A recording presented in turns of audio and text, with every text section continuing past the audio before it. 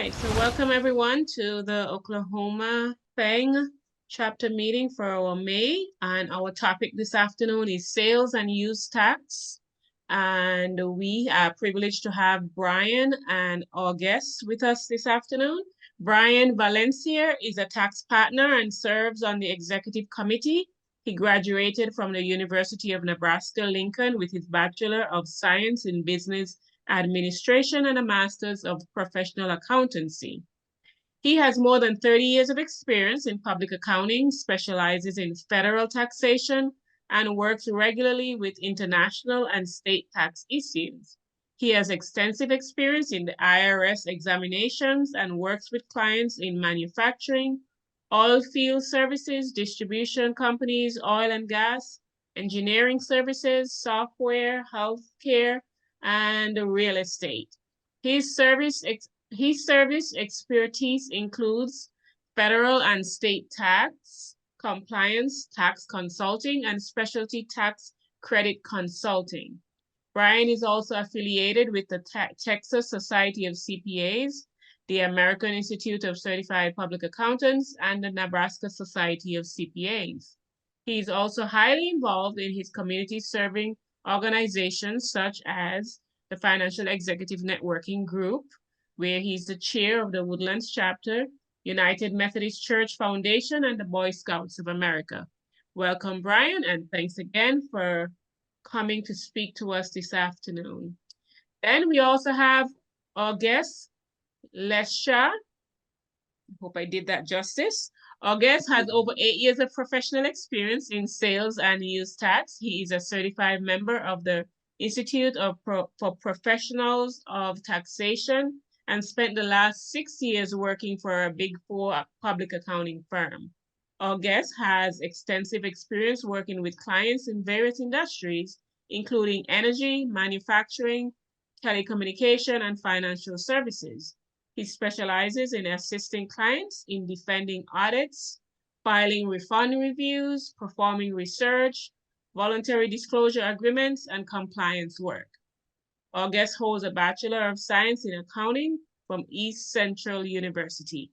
Welcome, our guest, and thank you also for coming to speak to us this afternoon on this very important topic. Now I'll turn it over to both Bryan and our guests.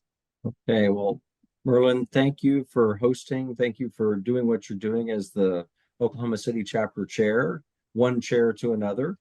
I just want to share with the group that I've been involved with the FANG for probably something like 14 or 15 years now. I think I've been a member. It's certainly plus 10, more than 10.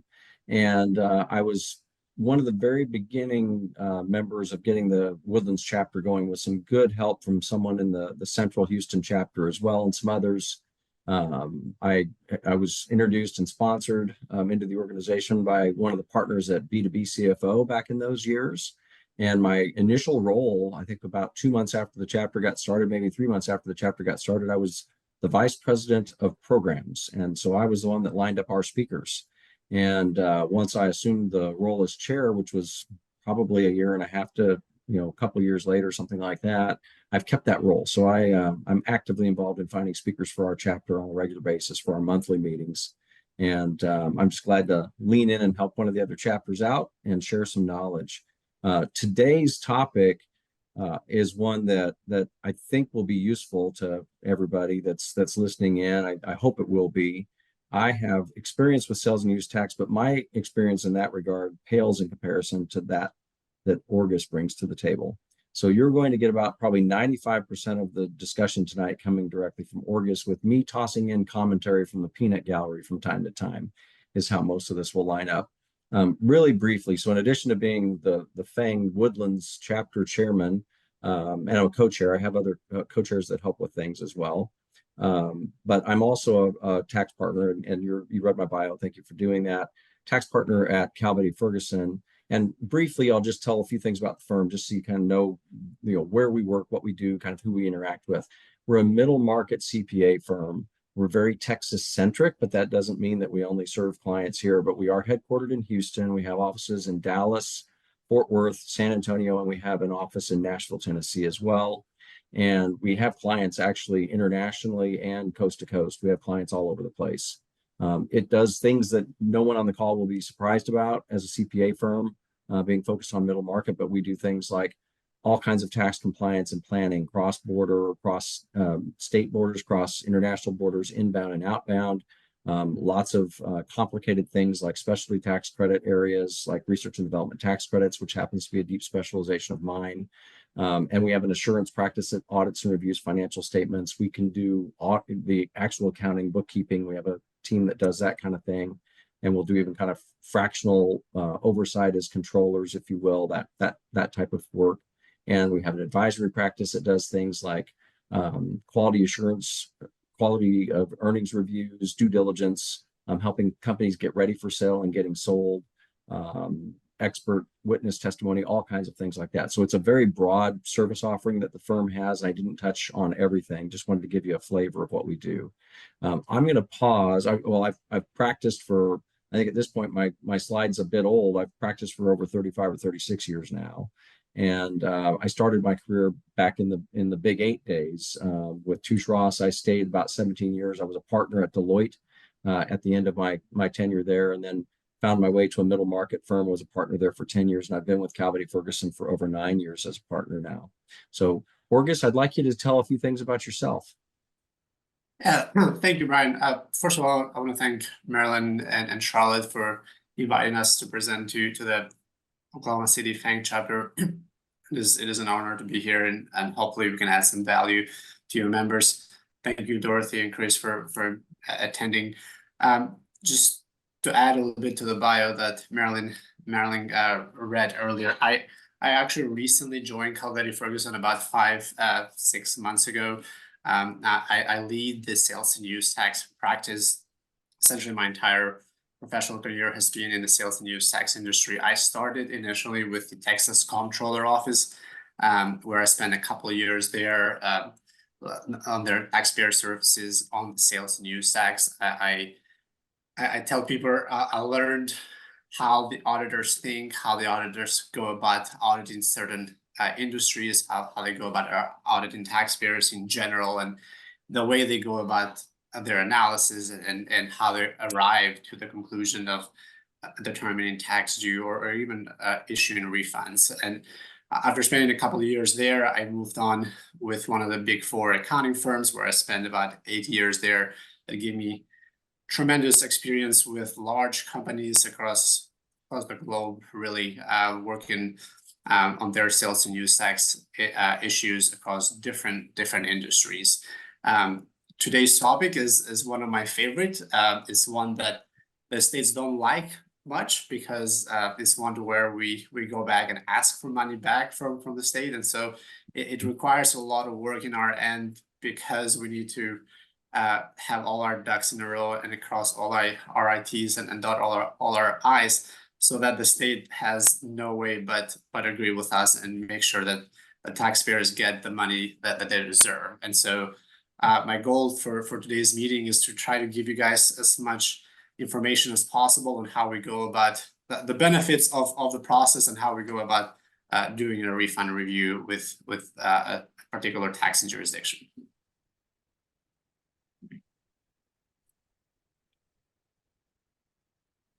Alrighty, well, I will start right away. I want to let you all know that I would like this presentation to be as interactive as possible. We have allotted some time at the end of the presentation for you guys to ask questions, but as I go through the slides, if there is something that you have a question about, or I'm not quite clear on a certain thing, please feel free to interrupt me and ask the questions.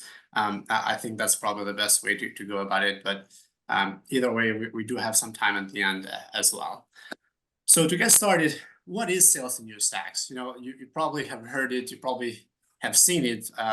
Essentially, really every time you purchase something at the store, you essentially have it at the bottom of the invoice. But what is really in the sense of general tax? Well, sales and use tax is essentially a consumption tax. It's imposed by state and local governments. So if you're consuming something, whether it being a tangible personal property or whether it being a service, you most likely will be subject to sales and use tax. It's typically apply to sales of tangible personal property, some services, and then in some cases, some digital goods and software as well. The reason why sales and use tax is very important is because it is the second most important tax imposed by a state, and it's a huge contributor to a state's GDP. On states that they have income tax, it would be income tax and then sales tax. In states that don't have income tax, probably be property tax and then sales tax. And so, being the second most most important tax and GDP generator for a state, you can imagine how much importance the state put in the tax in collecting it, and because they want to make sure that they've hit their goals for the year and make sure that the taxpayer are being compliant with the state laws and regulations. And so the state makes a huge effort to make sure that the taxpayers of their states are being compliant. Well, so we have sales tax and then use tax. A lot of people get a little confused when they hear both words next to each other, sales and use tax, and they're like, well, how many taxes are we talking about here? I hear two. I hear sales and I hear use. So technically speaking, they are the same tax, but there's somewhat of a difference between the two. Sales tax is a tax it's assessed on purchases of tangible personal property or services occurred in a state you are in by the businesses to the customers. So let's assume we're in the state of Oklahoma, and we go to the store to purchase either a tangible personal property or a service, and we pay sales tax on that purchase. Where in contrary, the use tax, it's a complementary tax to sales tax, which is imposed on the use, storage, or consumption of the taxable goods and services when you're not subject to the sales tax at the time of the purchase. What that essentially means is that, let's say I reside in Oklahoma, but I go to Texas and I buy this nice 80-inch TV that I find it for a really good deal in Texas, right? But I live in Oklahoma, so I'm not going to consume that item in Texas.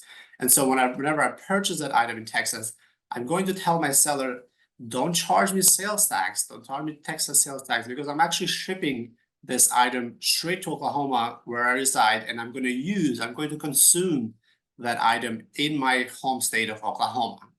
In that instance, I don't pay the sales tax to Texas, but what I do is once I bring that item home to Oklahoma, I self-accrue or I pay use tax because I'm using that tax in Oklahoma. Hence, it's complementary tax to sales tax. So if you don't pay sales tax and that item is taxable, you are supposed to accrue or pay use tax yourself to the tax jurisdiction.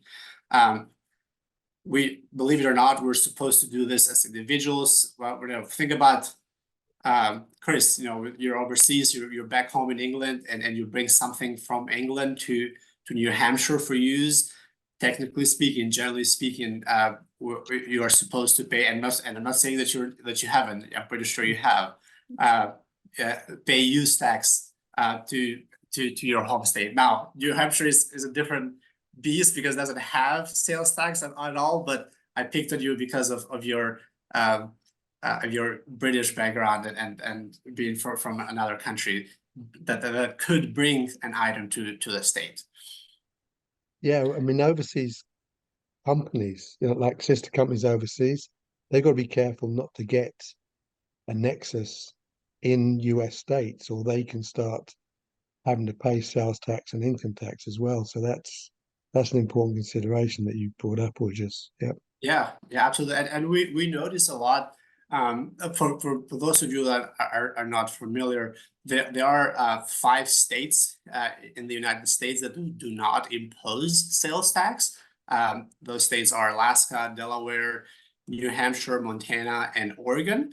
And Chris, to your point, we have noticed a lot of foreign-based companies will establish presence in one of these states so that they can, quote unquote, get by with having to pay use tax on goods and items that are bringing into that state at that time, and then as they start selling across the United States, then that's where their tax liability begins. But we've seen some foreign companies use that loophole just to give them an ease into the United States tax laws, or at least state and local tax laws.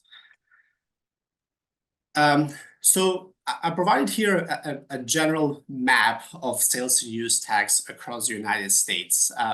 As you can see, they vary from zero tax due in the 5 states that I mentioned earlier to as high as 12.63%, which is Arkansas. And this is, for your information, is a combined rate of state tax and local tax.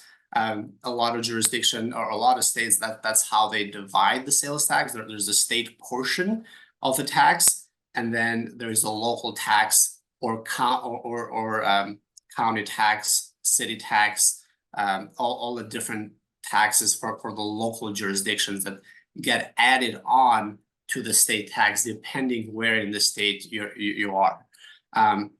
And so as you can notice here, Oklahoma is right up there with some of the highest tax rates in the country with 11.5. Maryland, depending where you are in Oklahoma, that can change for you. That might not be quite 11.5. I used to live in Ada, Oklahoma. Tax rate there was 9.63%. Don't tell me why I remember that. I never, when I was in college, I did not anticipate to be a sales tax analyst, but somehow I remember that. So depending where you are in your state, within your state, that tax rate can change. It usually changes between 1 to 3%. Louisiana has a bigger range, 1 to 5%, but generally speaking, majority of the states have a difference of 1 to 3% on local tax, which means on top of the state tax. All right, moving on to the topic of the day. What is sales and use tax refund review? Also known as a reverse audit. A lot of companies refer to it, a lot of people refer to it as a reverse audit. A sales and use tax refund review is a thorough examination of your past sales and use tax transactions to identify overpayments, missed exemptions, and opportunities for refunds. It's a proactive approach to ensure that your business is optimizing its cash flow and taking advantage of available tax savings. So it's essentially what it says on the name, refund review. So the way it works is you review your own books and records to identify overpayments of tax. Depending on the industry and the type of business that you're in, you could either have a large amount of sales tax paid to your suppliers or to your service providers. Think of it if you are in, let's say, energy industry, and let's say you are in Oklahoma, let's say you are an oil producer. Well, you use a lot of service providers to drill the wells, to perform all the different well services. And so you pay sales tax on a lot of those services, or you use a lot of suppliers to buy the pipes and the gaskets and the pumps that Chris referenced earlier as well, so that you can perform, so you can drill down your well or assist on some of the services that need to be done to the well. And so as you purchase these items and as you purchase these services, you most likely are paying sales tax. And so the way the refund review goes is you essentially review those invoices where you paid sales tax, and you try to identify areas of opportunities where you overpay tax, meaning, you can know as much as you can know for sales and use tax, but obviously you cannot know everything. As no matter how big the company that you're working with is, they never will get the tax right. And part of that is because the sales and use tax laws and regulations are changing daily. And so it's very hard, especially being in all 50 states, being an expert in all 50, it's very hard to keep up with all the changes. And so it is normal for even for the big companies to make mistakes and not update their tax engines to reflect the latest updates on the tax laws. And so that's why we see a lot of opportunities on this refund review projects. So essentially, you review your invoices on the sales tax paid to your vendors, and you identify any overpayments that would apply to that particular state based on that state's rules and regulation that exempt certain services or exempt certain items depending on the industry that you serve. On top of the sales tax, you also want to review your use tax or your accruals. So just like the example that I mentioned earlier, I'm going to stay again with the oil and gas example. Just you could be an Oklahoma entity and you're drilling a well in Oklahoma, but you find this vendor in Texas that has the best and the cheapest pipes and the cheapest and the best pumps in the country. And so obviously you want to use them because you trust their products. So you purchase these pipes and these pumps from your vendor that's located in Oklahoma, and you bring them for use and consumption in Texas. And I'm sorry, in Oklahoma. And so as you bring those items in and you start using them for your own benefit, you're supposed to accrue use tax and pay that tax to the state of Oklahoma, to the Oklahoma Tax Commission. And so you essentially do the exact same thing. You review those invoices that you purchased that tax initially outside of the states or in Texas in this example, and try to identify whether those purchases that you as a company pay tax on should be exempt or not. And so those are the two buckets that you're drawing from to try to identify these sales and use tax opportunities. I'll stop there for a second just to see if anybody has any questions. All right. I could not be doing such a good job. There's got to be some questions. All right, moving on.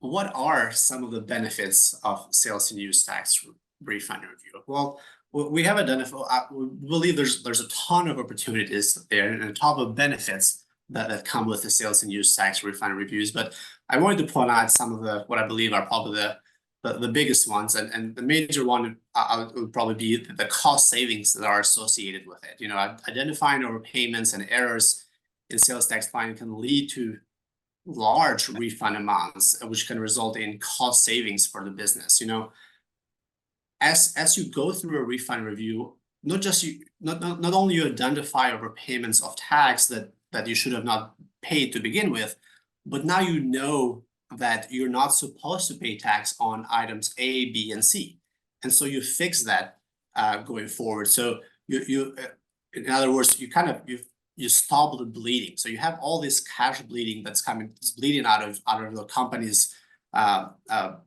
bloodstream, and is just going from sales, is bleeding sales tax in one side, is bleeding use tax on the other side. But as you identify these opportunities by doing a refund review, you learn that, okay, well, I shouldn't be paying tax on these 5 items. I shouldn't be accruing tax on these 5 services. So you automatically, not only are you getting money back from the state, but you're also saving going forward because you're fixing that issue in going forward basis. Improved cash flow, which is every company's favorite thing to do, you know, increasing your cash flow. Receiving refunds from overpayment of taxes can improve the cash flow by providing additional funds that can be reinvested on the business or used for other purposes.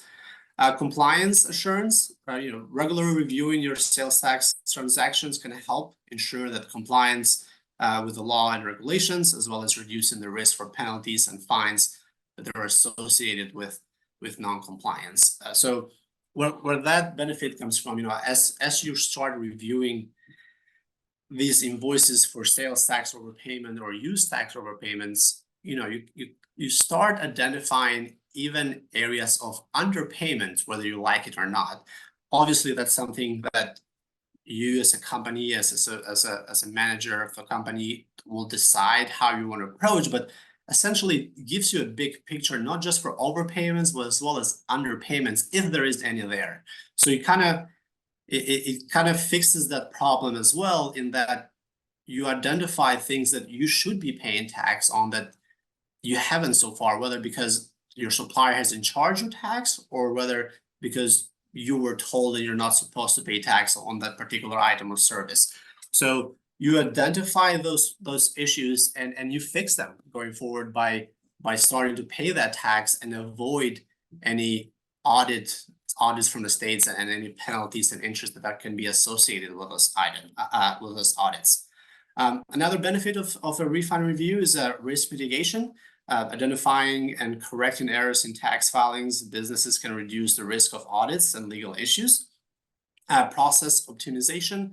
By conducting a refund review, it allows businesses to identify inefficiencies in their tax reporting processes, and as well as implement improvements to streamline operations and reduce any future errors. Financial transparency is another benefit that we have noticed, by providing thorough review of your sales and use tax transactions. It promotes financial transparency by ensuring that tax liability are accurately reported and accounted for in a financial statement. We notice that sales and use tax can be a deal breaker in a lot of mergers and acquisitions. And so as you go through these refund reviews, you kind of assure your upper management that, listen, our sales tax is in perfect shape. We have recently done a refund review. We know where we were bleeding, but we stopped the bleeding. We know where our areas for improvement are, as far as maybe paying some tax that you weren't paying in the tax, so that you can avoid potential future audits. And that's always great, because, like I mentioned, if you're going through or planning to go through mergers and acquisitions in the near future, you best believe that the purchasing company is going to look into these areas and try to poke any holes that they can find to try to lower that price. So that's where that financial transparency benefit comes into play. Another benefit is strategic insight. Analyzing the sales and use tax data can provide value insights into customers' behavior, market trends, purchasing patterns, which can inform strategic decision making and business planning. We all know that data is king nowadays. The more you know your data, the more the better you know your business, and the better business decisions you can make. And so by going through a refund review, that gives you the opportunity to learn your data better. And last but not least is competitive advantage. Have efficient tax management, including the identification of refund opportunities, can provide a competitive advantage by reducing cost and improving profitability compared to your competitors. Like I mentioned earlier, no matter how big your company can be, or no matter how big your suppliers could be, they're all ran by humans. We as humans we tend to make errors, and then so the faster and the more you can fix those errors, the better you will be against your competitors, and you'll have a leg up against them. So Audis, how do you tell whether your company is doing these tax refund review? So you don't tell what you're doing now. You either have done one in the past or you haven't. I guess what you're trying to ask is how to identify a refund review. The best way to identify that your company might need a refund review is to look at your sales tax data and your use tax data. Are you paying a lot of sales tax, and are you paying a lot of use tax to your states? And if so, the chances are that you most likely are overpaying some of that sales tax and some of that use tax. And so, going back to those tax rate table that I provided earlier, let's assume that on a state with a 10% tax rate, let's say so the other thing I guess I should have mentioned, some of these refund reviews that they have a statute of limitation, which each state is somewhat different. It can range between 3 to 4 years. And so let's assume that you want to do a refund review for your company. Well, you look at your sales tax and use tax paid for a 3-year to 4-year period, depending on the state that you're in. And let's say that you find out that you paid $1 million in tax in that 3 or 4 year period. Well, let's say that the tax rate in your state is 10%, so that you have $100,000 of sales tax. Sorry, let's assume that you have $1 million in sales. Well, you have a 10% sales tax in your state. Let's say that's $100,000 in sales tax that you paid in those 4 years.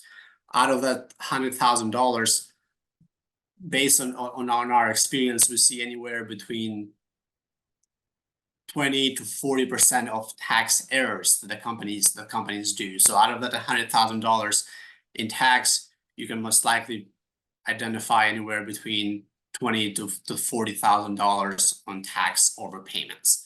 That was just a high level, just for ease of the conversation. That's how I would go about trying to identify whether my company should do a refund review. So look at your sales tax reports, sales tax data, look at your use tax data, and find out what those numbers are, and then do that simple calculation of the tax rate and that the range of 20 to 40% of potential tax errors, and that will probably give you a general idea of where your refunds could be. Thank you. All right, moving on. The next one, the next slide I have here is a refund review process. So how does the process of a refund review work? Well, we'll start with identifying the general ledger's accounts of interest. Depending on the industry, certain accounts do not have a lot of opportunities. Some others do have a lot of opportunities. So it is impossible to review every single invoice that the company has. So that's why we identify general ledger's accounts of interest, and we focus on those accounts because that's where you'll have the most opportunities. Once we identify those accounts, we'll reconcile the sales and use tax reports associated with those accounts. Then we'll review the invoices to determine the actual amount of opportunity that is out there. And all of this is done inside the company internally. All the way up to this point, you don't communicate with the state just yet. So steps 1, 2, and 3 are done prior to reaching out and prior to contacting the states. Once you have identified these opportunities, then on step 4 is where you prepare and file the refund review with the taxing jurisdiction. At this point, that once we file the taxing jurisdiction with the state, it gets assigned with an auditor. The auditor will review the workbook that you submitted, and then from that point on, you'll work with the auditor to resolve any outstanding items or anything that can be any disagreement on. Obviously, you can expect to be quite a bit of back and forth. Like I mentioned in the beginning, the states don't really like giving money back, and so they are always going to push back. But this is where our expertise comes into play because of all the knowledge and the resources that we have to support our thoughts and our decision making behind these refund reviews. Once we do that back and forth with the auditor, then we'll agree on certain items. If we agree on everything, it's all great. We'll submit it, or they will submit it for processing, and then the taxpayer will receive a check from the taxing jurisdiction with the amount, with the approved refund amount. If there is any disagreement on certain items, then it could potentially be a step 5.5 there, to where you can appeal the items that you and the auditor disagree on, and it kind of goes, if you were to look at the linear line, it kind of goes a different way for a moment when you file that appeal. So you work with a different department, and you present your facts to an attorney and to a tax attorney, and try to make your case there, and then you agree or disagree depending on how those conversations, how that support documentation go, and then you move to step 6 eventually again, to where you submit the claim and you receive the refund check from the taxing jurisdiction. Any questions about the process? No. All right. Which is Yeah. sorry, did you see a risk of the states coming back and auditing you when you ask for a refund? Very good question. There is that misconception that could be the case. Now, when the states, when you present these items or these refund reviews to the state has the right to review for underpayments. And so as they review, because you submit this claim, you provide all the invoices, you provide all your general ledgers to the state. So the state will have a big picture of everything that you yourself looked at to come to this refund review, to this refund amount that you submit to the state. So the state has the opportunity to review for underpayments, and they will review. You better believe that they will review. There could be certain items that on an invoice, let's say there's 5 items, 3 of them are taxed, 2 of them are not taxed. Well, you're requesting a refund on those 3 because you believe that they should be non-taxable. Well, the state looks at it and the state believes that actually the 2 items that were not taxed should be taxed as well.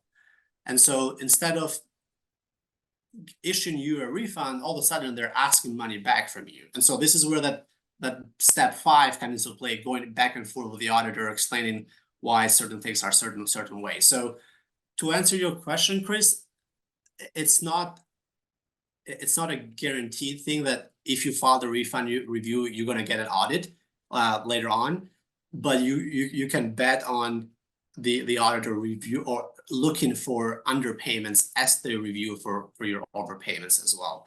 The other thing that it's nice that with these refund reviews is that because the auditor has the opportunity to review for underpayments, if they do not find anything, essentially the period for which you filed the refund review for gets closed. So the statute of limitation freezes at that point.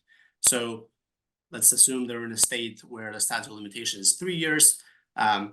You filed a refund review for those 3 years. You gave the state the opportunity to look for underpayments for those 3 years. For those 3 years, whether they found any or not, that's a different story. But if they didn't, or whatever the outcome can be, that period is essentially frozen. The state cannot come back and try to audit you for that same exact period. Good, thank you, Auditors. So it sounds like as part of your review for a refund, it would make sense to also check that you don't have underpayments as well. Absolutely. So part of our process, although our goal is to review for refunds and to identify overpayments, what we do for our clients, essentially, we also review for underpayments. Obviously, what we don't submit that to the state unless our client would like us to do so, but we definitely bring it up to the management and tell them, listen, we found $100,000 of overpayments, but we actually also noticed $50,000 of underpayments. So keep that in mind, that the auditor can identify that, and your refund is not really going to be 100,000, it might be 50,000 because they looked at it and they found out the underpayments as well. Got it. Thank you. Yeah, great question. All right, so we're coming towards the end here, so I just wanted to provide you a little bit of information about our firm, Calvetti Ferguson. Like Bryan mentioned, we are a middle market accounting firm, accounting and advisory firm that provides tax assurance advisory, risk advisory, technology advisory, as well as accounting services to privately held and public companies, private equity funds, family offices, and high net worth individuals. Our core clients are dynamic middle market companies in real estate, construction, professional services, energy, manufacturing, distribution, and technology.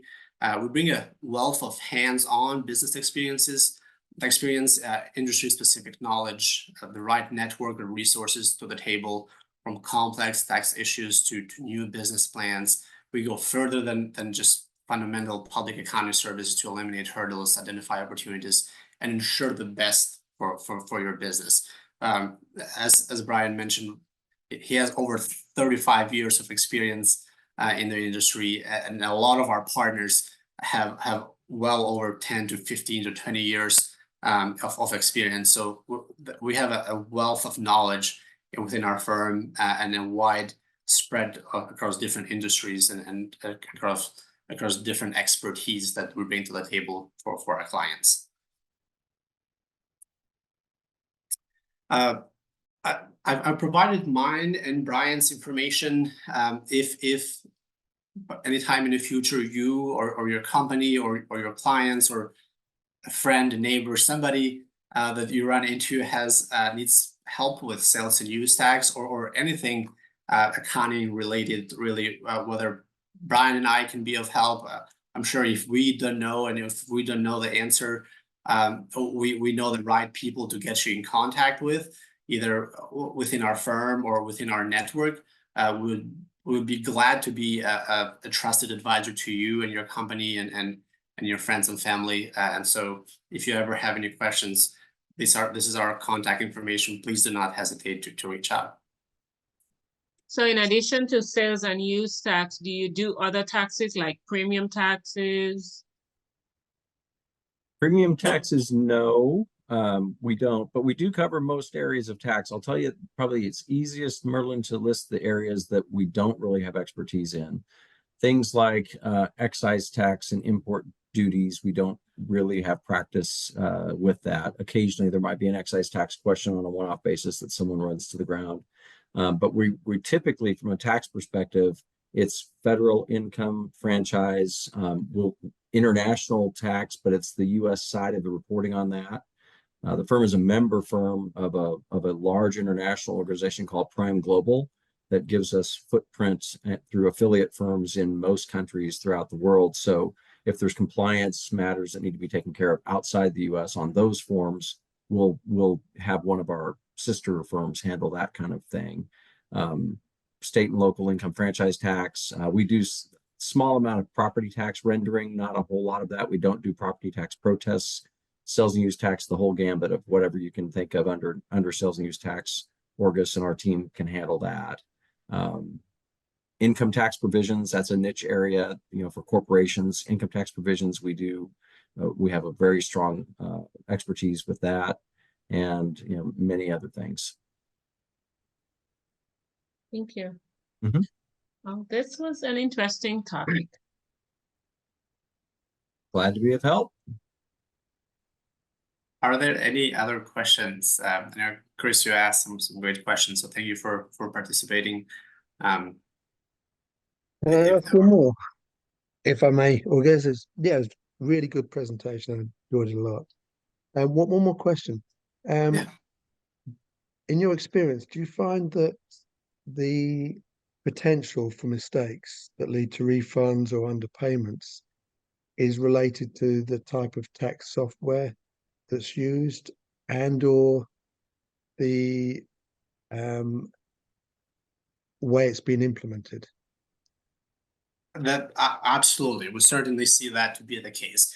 There's some really good, robust software out there, and there are some great ones, but really those softwares are just as good as the data that you enter in there. And so those softwares are designed to be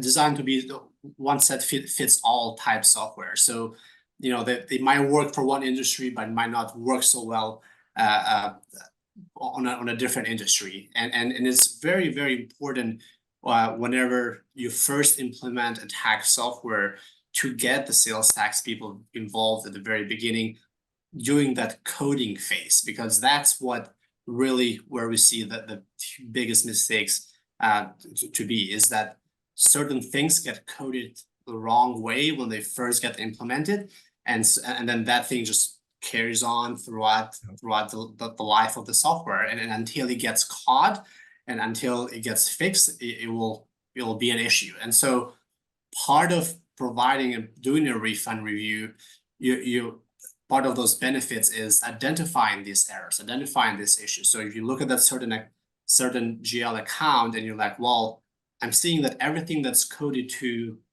let's say, freight, for just for an example, freight or hauling, I see that for some reason, everything that's coded to freight is being taxed. Well, a lot of states exempt freight or hauling from sales and use tax purposes. And so just because you told the system, if you see freight, tax it, then doesn't necessarily mean that's correct. And so that's when you go back, you learn something, right? So then you go back to your software or whoever implemented your software and tell them, okay, well, for states 1, 2, 3, and 4, if you see freight, tax it.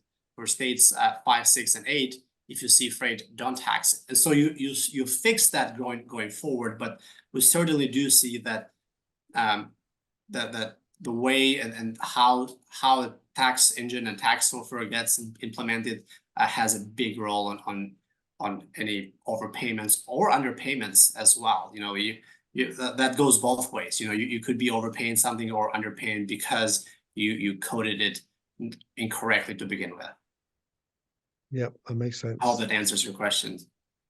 No, it certainly does. So it sounds like comes down to picking the right software that's best suited to your industry, but most importantly, have specialists involved in the implementation, so you're sure you get it right. Absolutely, absolutely. Got it. Thank you. Orvis, I don't know those packages well. I know some of the largest ones, but my guess is, and it's a question for you if you know that you can share with the group, is the software quite different pricing wise? You know, that some of the really large ones that sort of have all the bells and whistles and the big reputation charge more, I presume, than maybe some other packages, but perhaps a smaller, less known package that maybe costs less might be just as suitable if it fits the company well.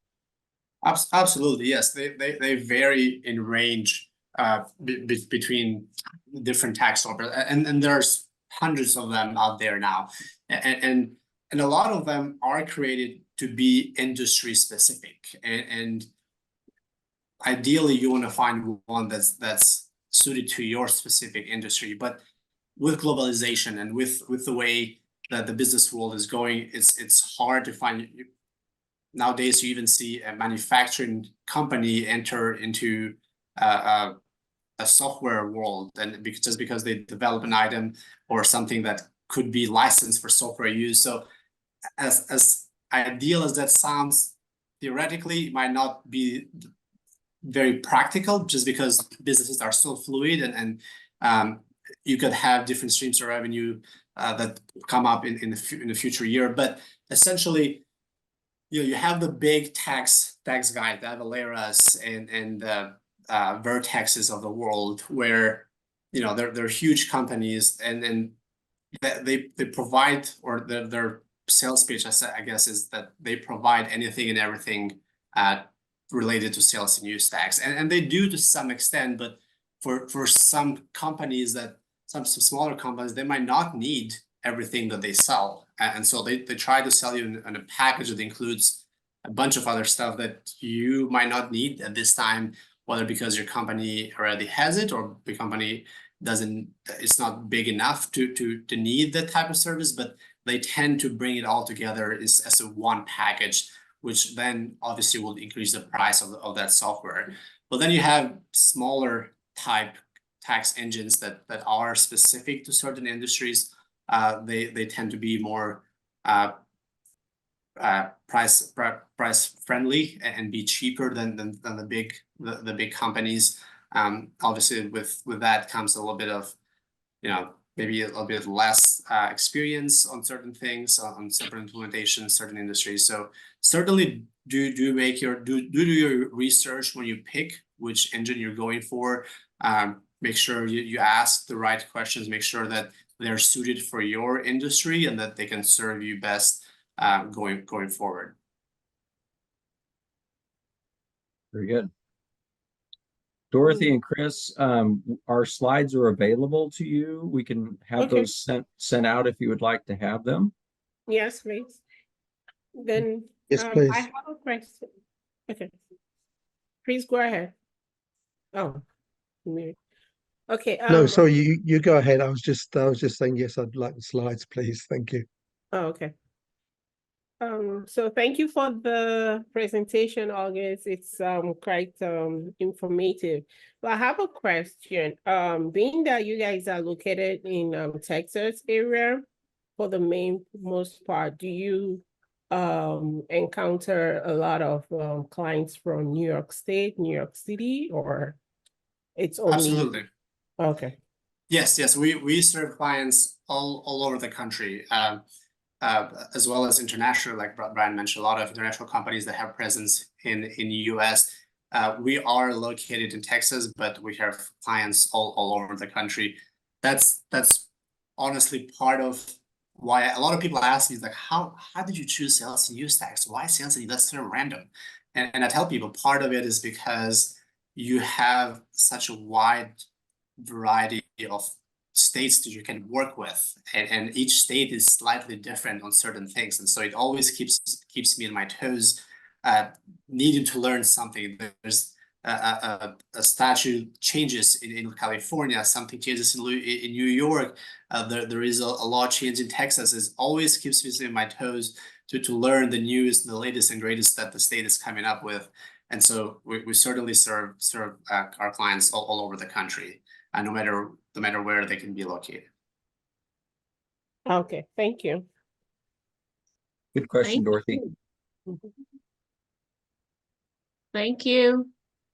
Thank you. I think that's it in terms of question. I want to just thank Bryan and August again for a wonderful presentation, very informative, as Dorothy and Chris mentioned. So thank you for coming. And next month, our next meeting is September 11th, and our topic will be job market, third quarter 2024, and using AI tools for recruiting, networking, and job search. So I hope you're able to join us then for that meeting, September 11th, same time, same place. Thanks, Bryan. everyone. Awesome. Thank you all so much. Thank you, Marilyn. Thank you, Charlotte. Thank you, Chris and Dorothy. We really appreciate your time, and thank you for joining us today. Please let us know if we can be of help to you guys in the future. Most definitely. Thank you. Very nice to meet you. Nice to Great meet you meeting you too, all. Chris. Take care. Bye.